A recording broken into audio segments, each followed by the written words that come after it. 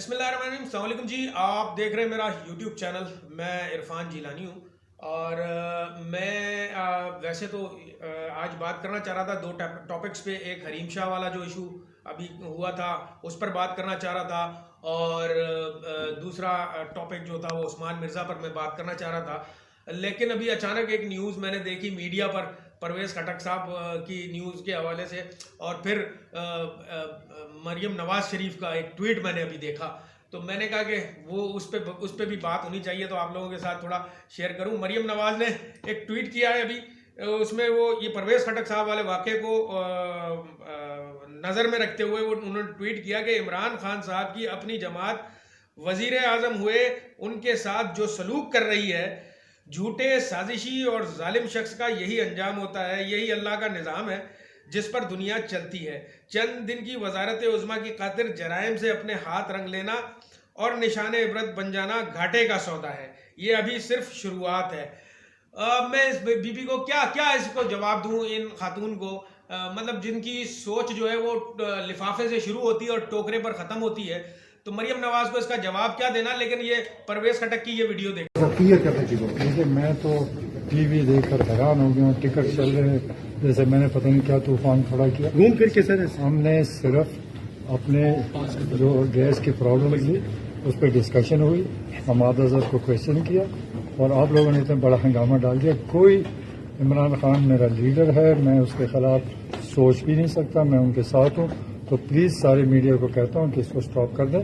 میں اگر باہر گیا, میں اسموکنگ کرتا ہوں, تو میں ہر میٹنگ میں باہر جاتا ہوں. پارلیمانی پارٹی کی میٹنگ میں جو باتیں ہوئی, جو پرائم منسٹر نے بھی کہا, آپ سے مخاطب ہو کر کہا, سر وہ تو ریکارڈ کا حصہ ہے. سر کیا کہا, اپوزیشن کو حکومت کی دعوت دے دیتے ہیں. آپ سے یہ منسوخ بالکل پرائم منسٹر نے مجھے ایسی بات کوئی نہیں کی.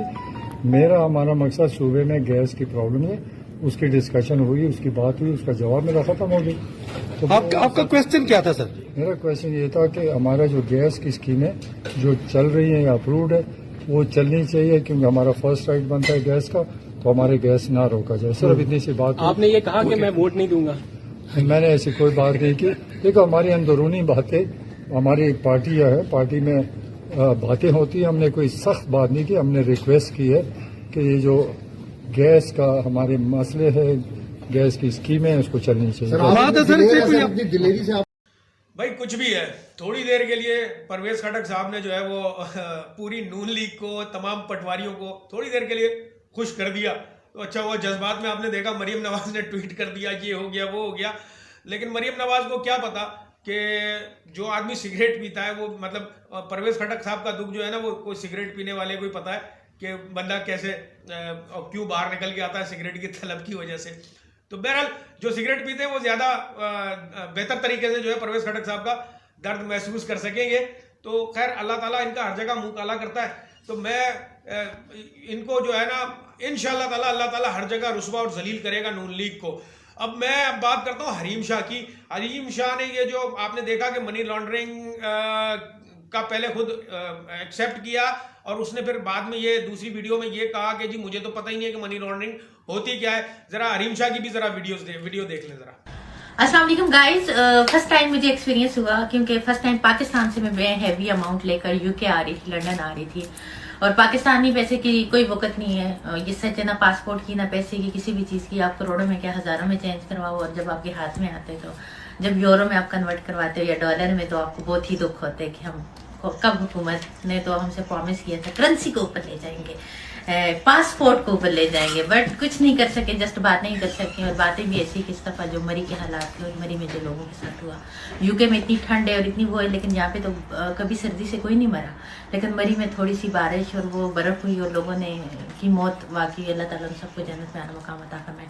تو ہاں, کہنا میں یہ چاہ رہی تھی کہ اماؤنٹ لاتے وقت تھوڑا خیال رکھیے گا, کیونکہ آپ کو پکڑ لیتے ہیں. مجھے تو کسی نے کچھ نہیں کہا, آپ کو پتہ ہے, اور کہہ بھی نہیں سکتے.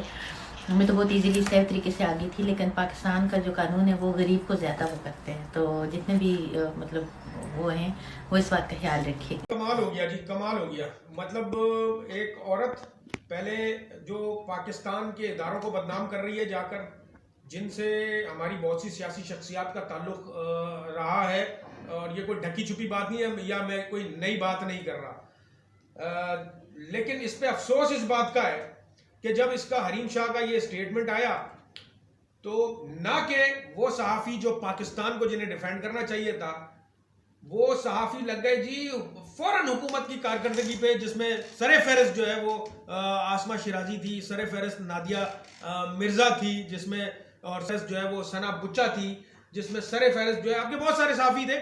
تو کمال بات یہ ہے، اور بلکہ نادیہ مرزا نے تو ایک ٹویٹ کیا کہ یہ جی کس کے منہ پر تماچا ہے. تو ان کو صبر نہیں ہوتا بالکل بھی نا، تاکہ سمجھ آ جائے. اور یہ بالکل ثابت کر چکے تھے کہ جی نادیہ مرزا جو ہے وہ ثابت کر چکی تھی کہ حریم شاہ جو ہے وہ منی لانڈرنگ کر کے لے کے گئی ہے پاکستان سے. لے کے گئی ہے نہیں گئی ہے، یہ بات کی بات ہے. لیکن افسوس اس بات کا کہ ہمارے میڈیا کا کیا کردار ہوتا ہے جب اس طرح کے واقعات ہوتے ہیں، اس طرح کے واقعات رونما ہوتے ہیں.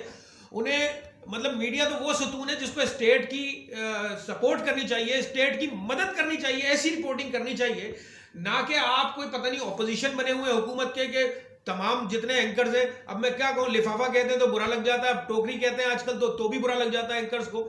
تو ان کا کام صرف یہ رہ گیا ہے، لفافوں کا، ان ٹوکریوں کا کام صرف یہی رہ گیا ہے. کیا ہے حقیقت کیا ہے اس کے پیچھے کسی نے نہیں جانا، کسی شخص نے نہیں جانا.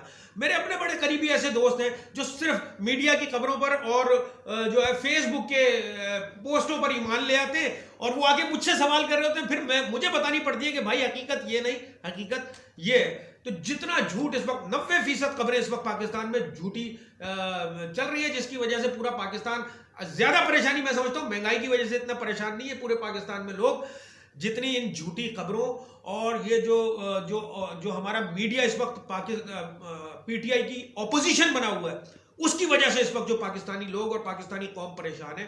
میں سمجھتا ہوں اتنا تو شاید نون لیگ اور پیپلز پارٹی جو ہے وہ اپوزیشن نہیں کر رہی ہے تحریک انصاف کی، جتنی ہمارا میڈیا اور یہ بکے ہوئے اینکرز کر رہے ہیں. تو اس کے بعد آپ دیکھیں نا، جب انہوں نے اتنا جذباتی ہو گئے، سب نے ٹویٹ بھی کر دیے، کچھ لوگوں نے تو ولاگز بھی کر دیے، پروگرام بھی کر دیا حریم شاہ کے سٹیٹمنٹ پہ کہ وہ پاکستان سے لے کے گئی اور اداروں پہ یہ، اداروں پہ وہ. اس کے بعد کیا سٹیٹمنٹ آیا حریم شاہ کا، یہ ذرا سٹیٹمنٹ دیکھیے. السلام علیکم جی، میں ہوں حریم شاہ اور میرا ایک ویڈیو جو کہ میں نے اپنے ہی انسٹاگرام پہ اپلوڈ کیا تھا اور کچھ میرے جو پرسنل ایپ ہیں، پرائیویٹ ایپ ہیں، ان پہ اپلوڈ کیا تھا اور وہ وائرل ہو گیا اور اس نے ایک نیا رخ اختیار کر لیا اور مجھ پہ ایک ایلیگیشن لگا منی لانڈرنگ. تو میں نے تو نہ کبھی منی لانڈرنگ کی اور نہ مجھے منی لانڈرنگ کے بارے میں اتنی انفارمیشن تھی. وہ جسٹ فن میں، مذاق میں نے ایک ویڈیو بنایا تھا اور وہ میں اپنے بھائی کے آفس میں آئی تھی، کچھ اماؤنٹ وغیرہ پڑی ہوئی تھی تو ان کی پرمیشن سے میں نے وہ ویڈیو بنایا. اور وہ اماؤنٹ بھی کوئی انلیگل نہیں تھی، کوئی ایسا نہیں تھا کہ وہ ڈرتے کہ ویڈیو کیوں بنا رہے ہو. تو وہ مطلب یہ بھی میں ڈکلیئر کرنا چاہتی ہوں کہ جو منی لانڈرنگ کرتے ہیں وہ تو بتا کے نہیں کرتے. اور دوسری بات یہ کہ میں امیگریشن کلیئر کر کے لیگل وے سے آئی ہوں، بالکل آپ چیک کر سکتے ہیں، وہاں پہ کیمرے وغیرہ لگے ہوئے ہیں.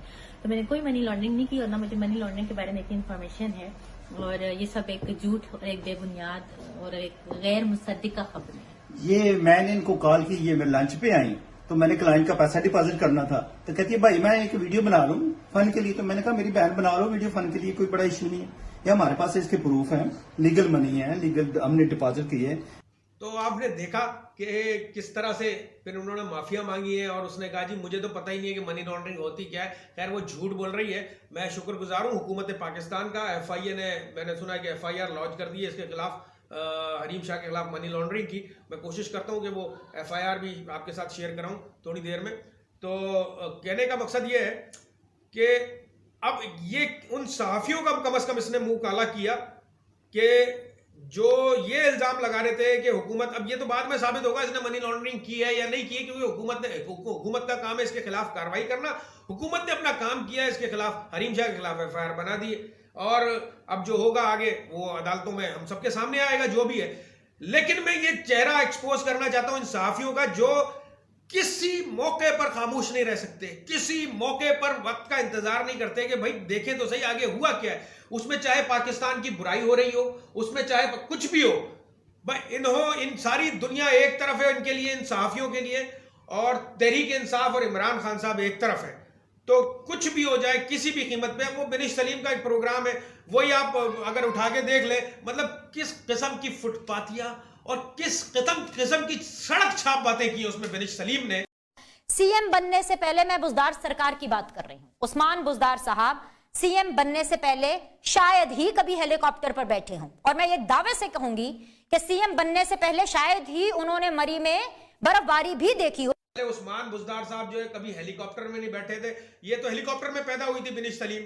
तो मतलब किसके माजी में गुर्बत नहीं आती है, किसके माजी में जो है वो अप एंड डाउन नहीं आते हैं, और किसके हाल में अप एंड डाउन नहीं आते हैं। तो अल्लाह ताला की तरफ इतनी छोटी और घटिया बातें करने वाले लोग हमारे नेशनल टीवी पे बैठे हुए, मतलब इस जहनियत के और इस लेवल की सोच रखने वाले लोग, उस टेलीविजन को भी शर्म आनी चाहिए जिसकी ये एंकर है, जिस पर इस ऐसी खातून को आपने बिठाया हुआ। खातून है, मैं इसलिए लिहाज करके बहुत सारी बातें कर रहा हूं कि आपने ऐसी खातून को बिठाया हुआ जिसको ये सेंस नहीं है कि आप इस मुल्क के किसी भी आम वजीर आला उस्मान बुज़दार की बात तो छोड़ें जी, मैं उनका तर्जुमान नहीं, मुझे तो बुरा इसलिए लगा है कि ये एक पाकिस्तान के शहरी के बारे में इस तरह से सोच रखती हैं ये खातून।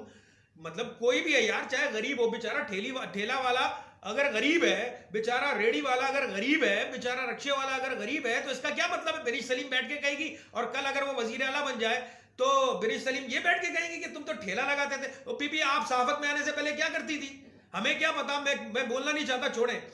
लेकिन शर्म आनी चाहिए इस मीडिया को भी, और शर्म आनी चाहिए जिस टेलीविजन पर ये खातून काम करती है, उसको उस चैनल को शर्म आनी चाहिए।